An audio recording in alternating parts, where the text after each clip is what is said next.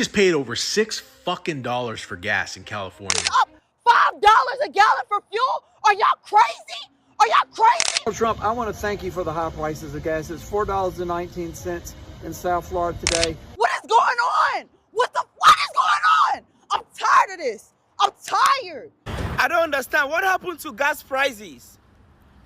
2 weeks ago, gas was $2, and today gas is $4. You guys, did gasoline go to college and come back with a master's degree in pricing? Oh my God! I came to get gas, and the pump is looking at me like a bank loan officer, asking questions like, "Say, are you ready for these financial decisions? What is going on? Yeah, look at gas prices. What is going on? Yeah, how are we gonna survive?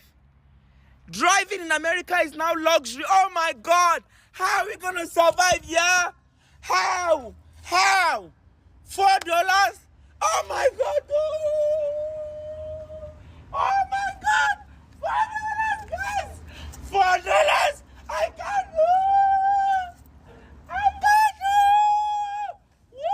This New Jersey gas station to ask them if that pain is worth it. I don't think it's worth it. Like, we're paying the price of the war. As a day-to-day working class man, it definitely has an impact on my family life, not being able to afford as much. I mean, I'm 25 years old and I can hardly afford to own a house. Gas is $8.21 a gallon in California right now. Actually, that was yesterday, the video I saw. I'll tag it below. So who knows what it is today? Are we great yet? They weren't lying, guys. It's real. People out here taking pictures. They don't even believe it. $8. $8.21. You might as well get you a horse. Yeah, we're cooked. $1.49 for gas in Canada, bro. Yeah, GG's, we're hanging it up, bro. Canada, please end this war now. Gas prices in China are going up tonight.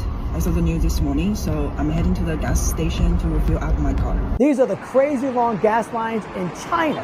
As you can see, this is very reminiscent of the late 1970s gas prices when Jimmy Carter was in office. This is what Donald Trump is doing. He is squeezing China's oil to cause chaos in that country. This is brilliant, and this is why we are stopping the flow of oil going into China. This right here.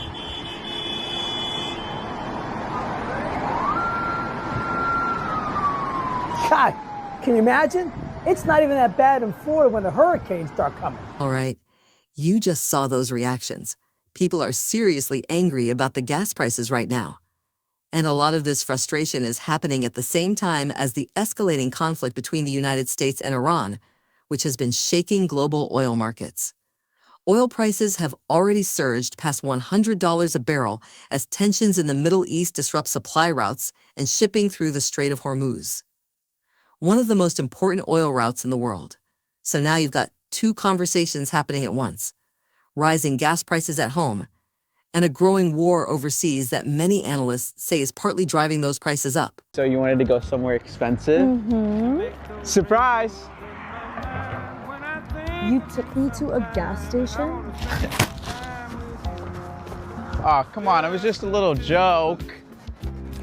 And I got reservations at Nobu. Man, this war better end fast. We got motherfuckers putting 62 cents of gas in their tank. Times are getting tough, Trump. We gotta end that war. Come on, dude. Bro went from one block to the next block. We are so cooked. Gasoline will soon be $5 a gallon. They could also bring down our country. Gas prices are going to destroy this country. Inflation is the worst it's been in 40 years. Gas prices are up 50%. Those were comments from Donald Trump over the years as he warned that rising gas prices were a sign of failed leadership in the White House. Now, in 2026, Trump is back in office and gas prices are rising again. Oil prices briefly surged as the Iran war threatened global supply routes like the Strait of Hormuz. But within about a day, prices dropped sharply as markets bet the conflict could ease. Still, oil prices are well above what they were at the start of the war, and prices at the pump are significantly higher than they were just a few weeks ago.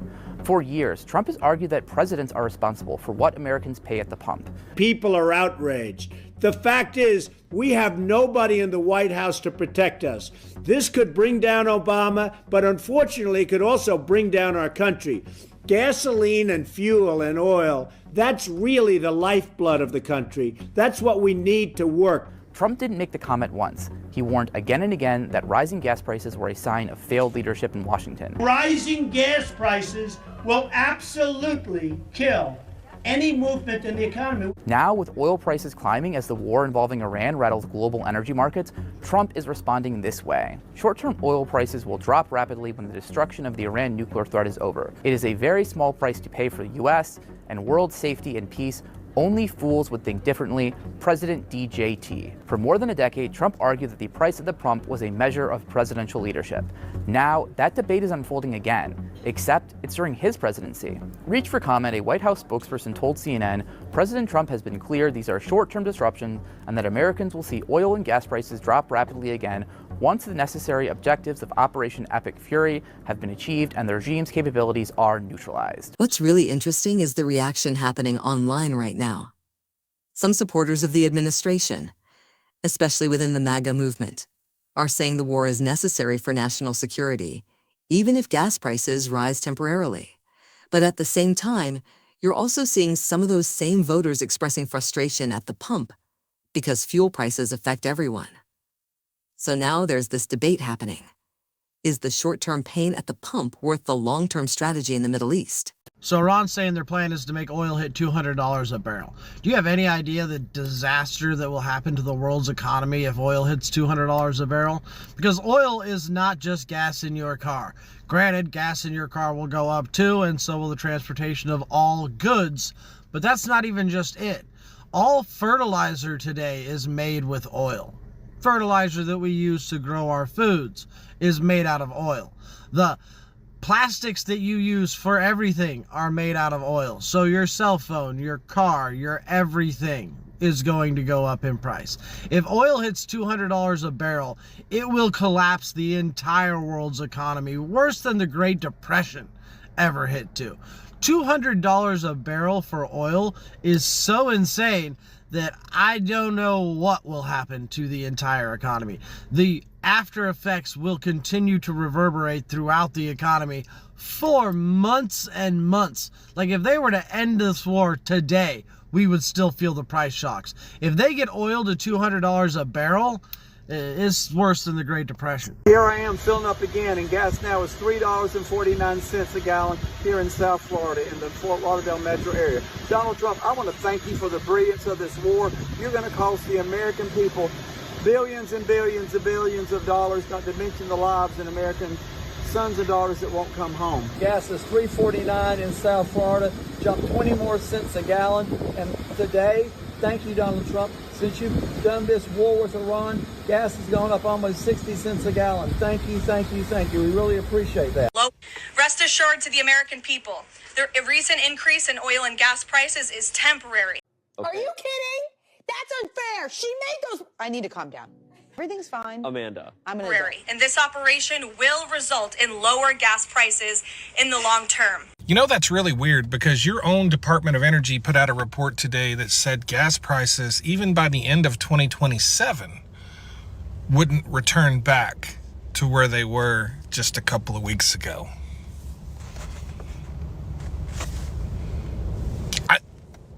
I'm just saying. So I guess I'm just curious if your own Department of Energy and your own EIA states what they stated today. Where are you getting your information from exactly? If you're not getting it from your own experts,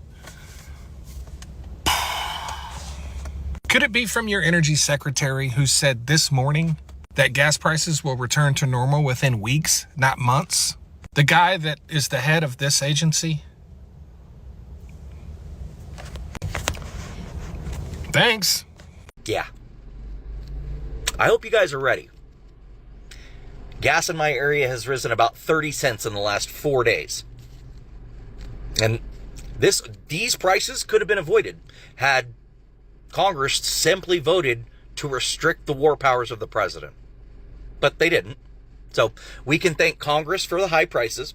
We can thank Donald Trump for the high prices. And it's all because they decided they wanted to go to war. Yeah.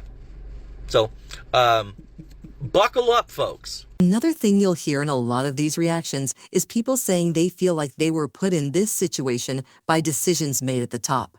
Some drivers in these clips are blaming the government and saying they never asked to be caught in the middle of rising fuel prices and an overseas conflict. For many families, higher gas prices mean higher transportation costs, higher food prices, and more pressure on their monthly budget. So for them, the frustration isn't just about the pump. It's about feeling like everyday people are the ones who end up paying the price when big geopolitical decisions are made. I think the cost of living in Canada has become unaffordable. The Canadian dollar's at, 72 cents? What are we at? It shouldn't be like this. How are you feeling about the gas prices rising? Not so good. Just bought a car, so I don't really like that they're going up and they're really expensive as of right now. It's just kind of sad as well why it's going up if you know the reasons for it. Well, it's inevitable. We have all the gas we need in this country, so it could be cheaper, but it's just the way the system's set up, so. Kind of ridiculous. Working for a HVAC company, we do a lot of driving, so averaging right now we're about $400 a week. And how is it affecting your budget? The budgeting is not great. It's really expensive. It's tough, right? We're not making enough money to cover the cost for gas. It would definitely be a better idea for people to use public transit now, I think, but just have to wait it out and see what happens. Are you hopeful that the prices are going to get better? Well, they have to get better. They can't stay the way they are. There's a lot of shift in this world, and this is obviously the reflection of it. The one thing that President Trump has consistently pointed to that he says proves that his economy is the best in American history is gas prices. But now we are seeing those gas prices soar because of this war with Iran, and Trump has completely changed his tune. When asked about these rising prices, Trump told Reuters, "I don't have any concern about it." And then he went on to say, they'll drop very rapidly when this is over, and if they rise, they rise. But this is far more important than having gasoline prices go up a little bit. Now, the problem is Trump keeps giving us a different timeline for when this thing with Iran is going to be over and those gas prices will rapidly go back down. Initially, he said this war with Iran would be over in a few days. Then he said a few weeks. Then he said 4 to 6 weeks. Then he said a month. And now, just recently, he said we'll be there as long as it takes. In fact, today, the president said this won't be over until there's unconditional surrender from Iran. Look, that could take a very long time. And in the meantime, Iran has effectively shut down the Strait of Hormuz, which transports about 20% of the global oil supply. How? Because Iran has said that any tanker that bears the flag of the United States or Israel or Europe will be targeted by missile strikes. You've got to be kidding me. So to get the energy flowing again, President Trump has offered U.S. military escorts through the strait for those oil tankers, though those haven't started just yet. And besides that, a lot of the global oil supply comes from the Middle East, which, of course, all those countries have basically been dragged into this war too. So what's that doing?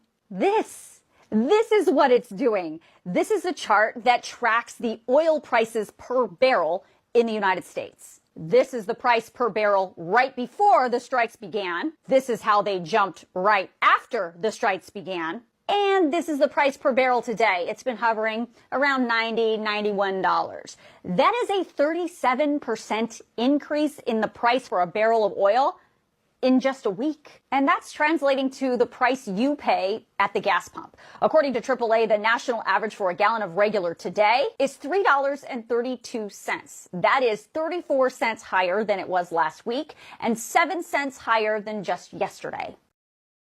At the end of the day, this situation shows how connected global politics and everyday life really are. A war thousands of miles away can affect something as simple as the price you pay at the gas pump. And right now, people across the political spectrum, including many supporters of the administration, are reacting strongly to what's happening. But I want to hear from you. Do you think the conflict with Iran is worth the economic impact, or should leaders focus more on keeping prices down at home? Let me know in the comments. Don't forget to like, share, and subscribe for more trends.